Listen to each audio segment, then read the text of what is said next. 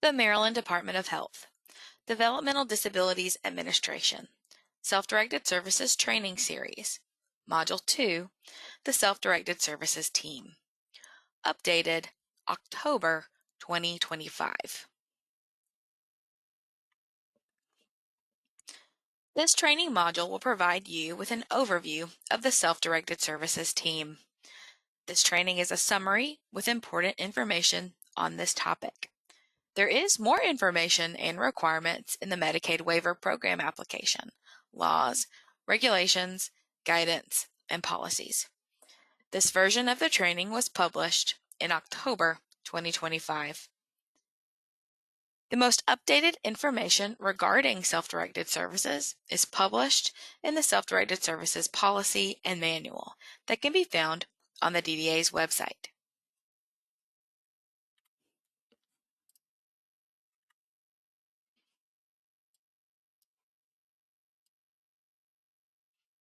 Self-directed services is a team-based model of support. Each participant has a team of people to support them.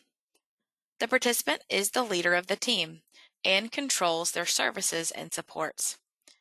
Team members are always chosen by the participant.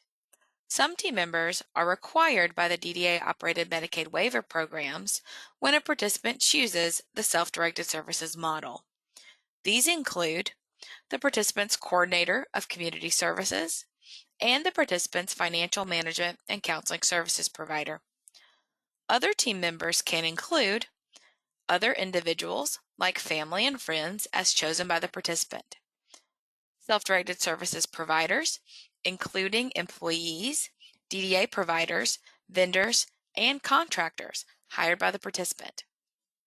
A support broker can also be hired as a part of the team if the participant chooses to or is required to hire one. A support broker is required for participants when a relative, legally responsible person, representative payee, or legal guardian serves as paid staff. These categories are described later in this presentation. The purpose of a support broker is to reduce conflicts of interest and to make sure staff and services are managed appropriately. Support broker services are also required when a participant employs any person to provide day-to-day administrative supports. Participants lead their selected team. Participants have several roles, including identifying and working with their team to create their vision in their person-centered plan, making all of the decisions on who works for them, including employees and vendors, and reviewing and approving all expenses, including timesheets for employees and invoices for vendors and providers. But the participant's role also includes interviewing, hiring, training, managing, evaluating, and terminating employees, vendors, and providers. The participant's role includes scheduling and attending meetings to review their person-centered plan and their services that they are receiving, and monitoring expenses and the quality of their services. The Coordinator of Community Services, or CCS, helps to make sure that the participant is safe, helps to create the person-centered plan, helps to make sure that the right services are delivered. They also assist with identifying resources and providers for some services. The Coordinator of Community Services creates the person-centered plan within LTSS Maryland system. LTSS Maryland is an electronic data management system developed and supported by the Department of Health. For the DDA-operated Medicaid waiver program, it is used by the DDA, the Coordinator of Community Services, and DDA providers to create, review, and maintain records about eligibility status for services and the participant's person-centered plan, services, and Medicaid funding. The Coordinator of Community Services works to develop the plan with the participant and their team, and the Coordinator of Community Services is responsible for helping with the completion of all self-directed services documents, including the self-directed services budget sheet, family of staff form, participant agreement, individual and family directed goods and services requests, wage exception request, and all other self-directed services forms. The coordinator of community services conducts face-to-face monitoring and follow-up to see if services are being delivered according to the person-centered plan and approved annual budget. The coordinator of community services will meet with the participant in person at least quarterly and more frequently as needed to conduct monitoring activities and follow-up activities. A minimum of quarterly monitoring face-to-face and follow-up is required. Monitoring activities help to determine if the participant is satisfied with their services, determine if the participant's assessed needs are met, checking especially for too low or too high utilization of the services and budget. They prevent conflicts of interest and emphasize the participant's voice.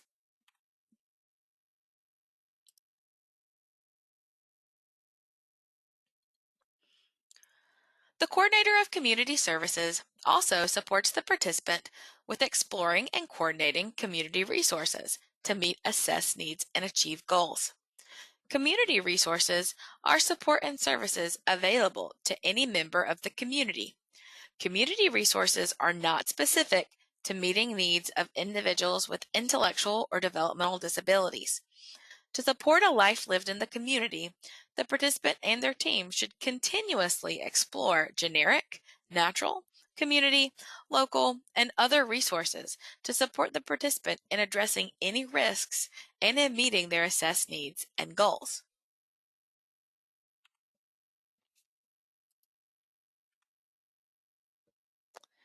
In both the self-directed services provider-managed models, the participant chooses a coordination of community services provider in the area where they live. The coordination of community services provider assigns a coordinator of community services to the participant. The participant does not directly choose the person at the coordination of community services provider who works for them. It is important to note that support brokers are not allowed to suggest an individual coordinator of community services or a coordination of community services provider to the participant or any other team member.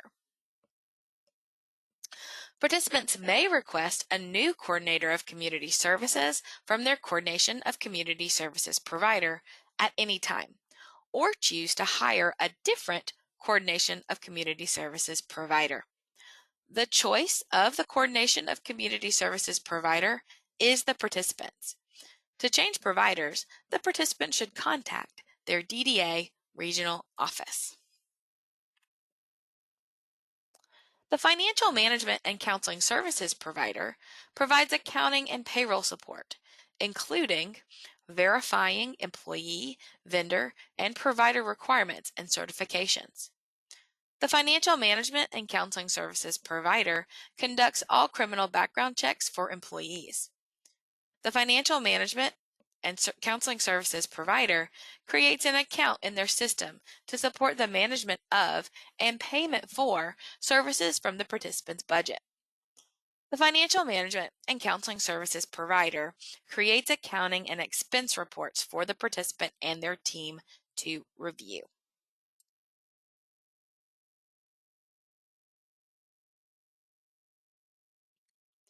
The financial management and counseling services provider makes payments to employees, vendors, and providers at the direction of the participant.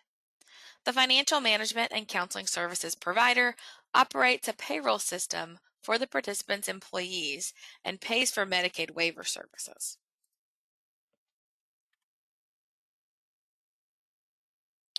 All participants who self-direct their services must choose which financial management and counseling services provider to use. The DDA has a dedicated web page for financial management and counseling services providers for participants and their teams to review. A link to this dedicated web page is included on this slide. Each financial management and counseling services provider has information about their services on their website. The three financial management and counseling services providers are GT Independence, Public Partnerships LLC, and Fellow, formerly the ARC Central Chesapeake region. It is important to review these websites as new and updated information will also be posted to the DDA and Financial Management and Counseling Services web pages. Once a participant chooses a financial management and counseling services provider, the coordinator of community services must complete an LTSS Maryland referral. Details on how the coordinator of community services will complete the referral are included in another self-directed services training module and are also included in the self-directed services manual. It is important to note that support brokers are not allowed to make recommendations or suggestions about the participant's choice of financial management and counseling services providers.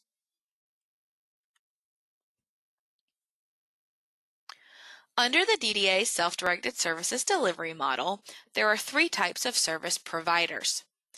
Employees are selected and hired by the participant in a full-time or part-time role. Vendors are hired and enter into a contractual agreement with the participant. DDA providers are hired and enter into a contractual agreement with the participant. It is important to note that anyone paid to provide a Medicaid waiver service to a participant, including employees and vendors, is a Medicaid provider. This is because the money they receive to provide services is Medicaid funding. This means that they are under the laws and regulations that govern Medicaid providers in Maryland.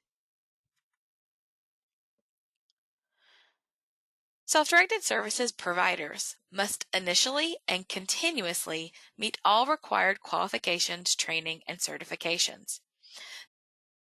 They must provide and maintain documentation and records regarding the services they provide in accordance with applicable Medicaid waiver program requirements, laws, regulations, policies, and guidance. And they must be in compliance with local, state, and federal regulations, policy, and guidance. Employees are hired by the participant and work under the participant's Federal Employer Identification Number. Employees provide the services that they are hired to provide based on the schedule of and at the direction of the participant who is self-directing their services. Employees must complete training and maintain certifications that are both required by the DDA-operated Medicaid waiver program and by their employer. Employees must always complete an initial criminal background check as required by the DDA-operated Medicaid waiver program. Employee pay rates and employee benefits are determined by the participant as the employer within reasonable and customary standards for employees. Please note, when benefits are provided to employees, the participant is required to create an employee handbook. Additional information regarding how to create and maintain an employee handbook can be found in Module 6, Hiring and Managing Employees. Employee raises and disciplinary actions, such as terminating an employee, are determined by the participant as the employer. Employees who are paid to provide a Medicaid waiver service are considered Medicaid providers, subject to all laws and regulations associated with being one.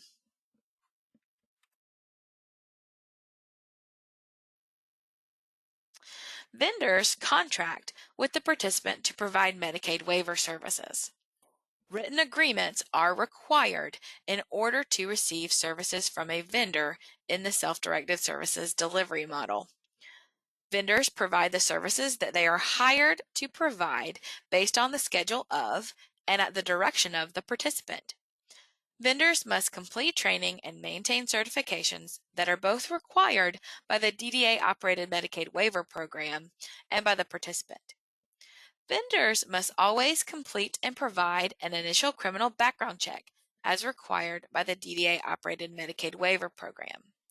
Participants, as the employer, may also require subsequent checks, such as on a yearly basis. Vendor pay rates are negotiated between the vendor and the provider and the participant within the reasonable and customary standards for vendors. Vendor rate increases are not automatic or required and must be negotiated. Vendor rates must be negotiated within the reasonable and customary standards for vendors. Vendors paid to provide a waiver service are considered Medicaid providers and are subject to all laws and regulations associated with being one. Participants may also choose to contract with DDA providers for waiver services. Written agreements are required in order to receive services from a DDA provider in the self-directed services delivery model. Providers are licensed by the Maryland Department of Health or certified by the DDA. Providers provide the services that they are hired to perform within the Medicaid waiver program limits. Services are based on the schedule of and at the direction of the participant who is self-directing their services. Providers must provide their license and certification to the participant and to the participant's financial management and counseling services provider. Providers are responsible for conducting criminal background checks for their staff. Providers must complete training and maintain certifications for their agency and staff that are both required by the DDA-operated Medicaid waiver program and by the participant. Provider rates of payment are agreed between the provider and the participant within the reasonable and customary standards for providers. Provider rate increases are not automatic or required and must be agreed upon by the provider and the participant. Provider rates must be negotiated within the reasonable and customary standards for providers. Licensed and certified providers are Medicaid providers, subject to all laws and regulations associated with being one. Support brokers are an optional service for most participants who self-direct their services. Support brokers provide employer-related mentoring, information, and human resources assistance.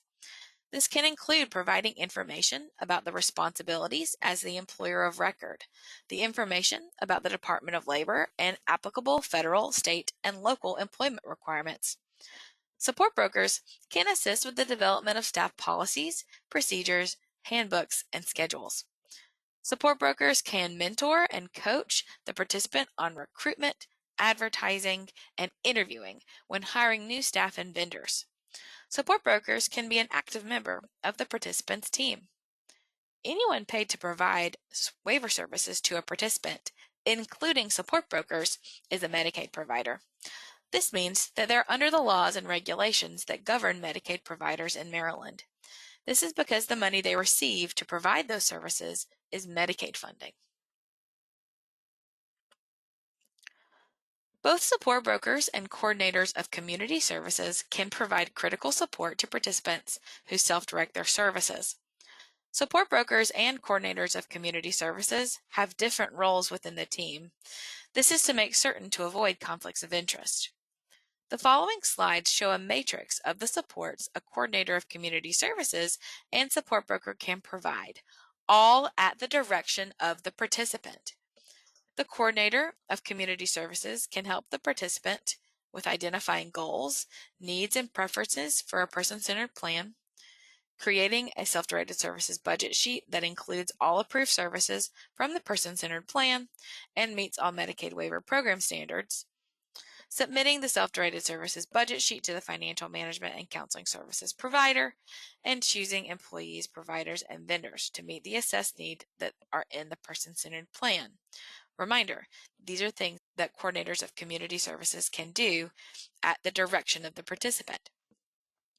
Of these activities, the support broker can only help the participant with creating the self-directed services budget sheet and choosing employees, providers, and all vendors to meet the assessed needs that are in the person-centered plan. It's important to remember that these services that are listed are all at the direction of the participant. If requested by the participant, support brokers can help the participant with the following tasks: discussing agreements with all providers and vendors who provide Medicaid waiver services, recruiting and interviewing all applicants who provide Medicaid waiver services, hiring all employees who provide Medicaid waiver services, managing, supervising, and evaluating all employees, and reviewing and approving all employee timesheets and submitting to the financial management and counseling services provider. It is important to note that support brokers must support decisions made by participants. Support brokers do not make decisions for participants. The coordinator of community services can help the participant with reviewing services and the quality of supports, and reviewing financial management and counseling services budget reports, and making certain services have been paid in accordance with the person-centered plan. And support brokers can help the participant with terminating employees as necessary, reviewing all approved provider and vendor invoices, and reviewing the financial management and counseling services reports, and making sure services are being paid in accordance with the person-centered plan. As a reminder, all of these actions are done at the direction of the participant. Coordinators of community services can help the participant with understanding all rights and responsibilities of self-direction, understand and follow all employment laws, filing grievances and complaints when necessary, developing an emergency backup plan, recognizing critical incidents related to things that may harm or have harmed the participant, and reporting critical events and incidents as per the DDA's policy on reportable incidents and investigations. Of these, the support broker can help the participant with understanding their rights and responsibilities of self-direction, understanding and following employment laws, and recognizing those critical incidents and reporting them to the coordinator of community services. As a final reminder, these actions are done at the direction of the participant. This slide includes information related to hiring a support broker. First, it's important to note that the support broker works at the direction of the participant. The participant decides what services and supports they need from their support broker. Support brokers can be hired by the participant as either an employee or a vendor. Support brokers can be terminated by the participant at any time. Support broker services are optional for some participants. A support broker is required when a participant selects a relative as their designated representative. A support broker is also required for participants who hire a relative, legally responsible person, representative payee, or legal guardian to serve as paid staff. A support broker is also required for participants who hire any person to provide day-to-day administrative supports. These categories are described on the next slide. The purpose of the support broker services is to reduce conflicts of interest and to make sure all staff and services are managed appropriately. This slide gives more information about when a support broker is required. A support broker must hire a participant when the participant hires certain people as staff. They are a relative. A relative is a natural or adoptive parent, step-parent, grandparent, step-grandparent, child, stepchild, sibling, step-sibling, aunt, uncle, niece, or nephew of the participant. A legally responsible person, which is a type of person legally required to care for a participant. A representative payee, which means someone who manages a participant's Social Security or supplemental income benefits. And a legal guardian, which is another type of person legally required to care for the participant. In addition to these categories, when the participant selects a relative as their designated representative or hires anyone to serve as day-to-day administrator, regardless of their relationship to the participant, a support broker must be hired. All support brokers must complete required training and maintain certification. This includes support broker training and any other trainings and certifications that the participant might require. Beginning October 6, 2025, first aid and CPR are no longer required for support brokers as a part of the waiver application. Support broker certification is valid through the calendar year. An initial criminal background check is also required to provide support broker services to participants. Support brokers who are paid as employees must complete an initial criminal background check for every person who employs them. Support brokers who are paid as vendors must share a criminal background check with the participant and with their financial management and counseling services provider. Rates for support broker employees and support broker vendors must be within reasonable and customary standards. This slide and the next slide contain resources related to this module.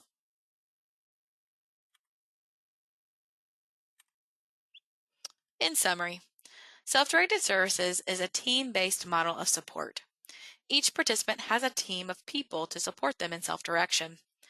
The participant is always in control and directs their services and supports. Anyone paid to provide a Medicaid waiver service is considered a Medicaid provider, subject to all laws and regulations associated with being one. This is because the money they receive to provide services for participants in certain circumstances.